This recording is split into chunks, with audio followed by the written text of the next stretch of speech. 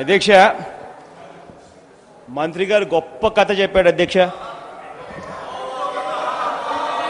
వాస్తవాలు వక్రీకరించడం ఎలా చేయగలుగుతారన్నది చంద్రబాబు నాయుడు గారి దగ్గర నుంచి బాగా ట్యూషన్ తీసుకున్నాడు. కాస్త నిజాలు కూడా కాస్త నోట్ చేసుకోండి మంత్రి గారు. అధ్యక్ష మంత్రి గారు చెప్తూ రాజశేఖర రెడ్డి గారి హయాంలో 2005లో రాజశేఖర రెడ్డి గారు ఇచ్చిన ఒక ఆ బచావ ట్రిబ్యునల్ అవార్డు ముందర ఇచ్చిన ఒక కాపీ చదివారు అధ్యక్ష. అసలు చంద్రబాబు నాయుడు గారు 9 సంవత్సరాల కాలంలోనే ఎన్డీఏలో చంద్రబాబు నాయుడు గారు చక్రం తిప్పుతా ఉన్న సమయంలోనే ఎన్డీఏ ప్రభుత్వంలో 4 మంత్రులు తెలుగుదేశం పార్టీకి సంబంధించిన మంత్రులు కొనసాగుతున్న సమయంలోనే దేవగౌడ గారు ప్రధానమంత్రిగా కొనసాగుతా ఉన్న సమయంలోనే ఆల్మట్టి ప్రాజెక్టులు మొదలు పెట్టడమే కాదు, రాజశేఖర రెడ్డి గారు ముఖ్యమంత్రి అయ్యే నాటికి కంప్లీట్ కూడా అయిపోయాయి ప్రాజెక్టులు కూడా. ఆల్మట్టి ప్రాజెక్టు హైట్ పెంచడమే కాదు కంప్లీట్ కూడా చేశారు. అటువంటి పరిస్థితుల్లో నికర జలాల మీద మనకున్న అధికారం, నికర జలాలకు మనకు సంబంధించిన మనకున్న అలొకేషన్స్ అన్ని కూడా పూర్తిగా మనకున్న ప్రాజెక్టులకి ఆల్రెడీ సర్దిద్ది ఉన్న పరిస్థితుల మధ్యలో నికర జలాల మీద మనకు అలొకేషన్స్ లేవు కాబట్టి అయినా కూడా రాయలసీమ ప్రాంతము, ఆ తర్వాత కృష్ణా, రాయలసీమ ప్రాంతము, ఆ తర్వాత నెల్లూరు, ఒంగోలు, ఈ 6 జిల్లాలకు కూడా అన్యాయం జరుగుతూ ఉంది.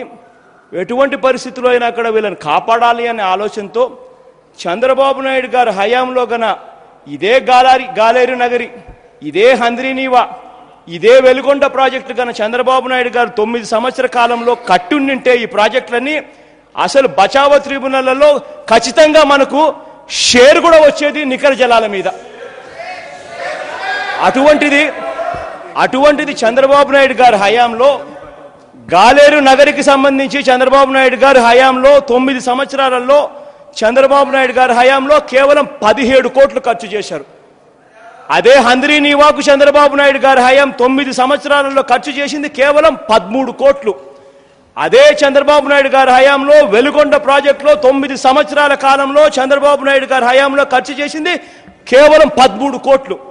అంటే మీరిచ్చిన ఆ కేటాయింపులు, 9 సంవత్సరాల కాలంలో మీరిచ్చిన ఆ కేటాయింపులు ఉద్యోగస్తులకు సంబంధించిన జీతాలు, ఆ ఆఫీసులు నడపడానికి కూడా సరిపోని పరిస్థితిలో మీరు కేటాయింపులు చేస్తే ఆ ప్రాజెక్టులు పూర్తి కాకపోతే రాయలసీమను, ప్రకాశం, నెల్లూరు 6 జిల్లాలు పూర్తిగా నాశనమైపోతాయని చెప్పి మరీ ముఖ్యంగా రాయలసీమ కోసం ఆ దివంగత నేత ప్రీతమ నాయకుడు రాజశేఖర రెడ్డి గారు ఆ తర్వాత తాను ముఖ్యమంత్రి అయిన తర్వాత మీరు 13 కోట్లు కేటాయించిన ఇదే హంద్రీనీవా ప్రాజెక్టును యుద్ధ ప్రాతిపదికన తీసుకొని 6,800 కోట్లతో ప్రాజెక్టు హంద్రీనీవా పూర్తి కావాల్సి వస్తే ఆ దివంగత నేత నుంచి ఇప్పటి వరకు 5,800 కోట్లు ఖర్చు చేశారు అని అంటే దాదాపుగా 85% ప్రాజెక్టు పూర్తయింది అని అంటే కేవలం మరో 1000 కోట్ల రూపాయలు ఖర్చు చేస్తే ఆ ప్రాజెక్టు పూర్తయ్యే పరిస్థితిలో ఆ ప్రాజెక్టు ఉంది అని అంటే దాని గొప్పతనం ఆ దివంగత నేత ప్రీతమ నాయకుడు రాజశేఖర రెడ్డి గారితో చెప్పడానికి గర్వపడుతున్నాం.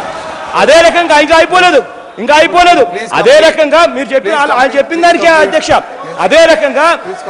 అదే రకంగా గాలేరు నగరి ప్రాజెక్టుకు సంబంధించి 9 సంవత్సరాల కాలం 9 సంవత్సరాలు ముఖ్యమంత్రిగా పరిపాలన చేస్తే కేవలం 13 కోట్ల రూపాయలు మీరు కేటాయింపులు 17 కోట్ల రూపాయలు మీరు కేటాయింపులు చేస్తే ఆ దివంగత నేత ప్రీతమ నాయకుడు రాజశేఖర రెడ్డి గారు ముఖ్యమంత్రి అయిన తర్వాత ఈనాటికి ఆ ప్రాజెక్టు మీద 4,600 కోట్ల రూపాయలు ఖర్చు చేశారు.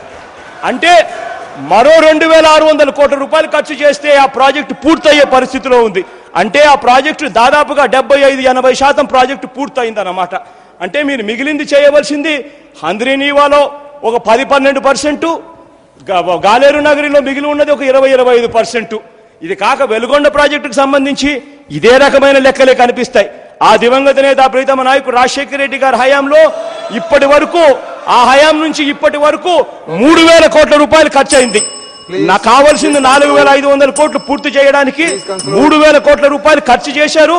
మీ హయాంలో ఖర్చు చేసింది 9 సంవత్సరాలలో కేవలం 13 కోట్లు. అంటే దానికి మరో 1,500 కోట్ల రూపాయలు ఖర్చు చేస్తే ఆ ప్రాజెక్టు కూడా పూర్తవుతుంది.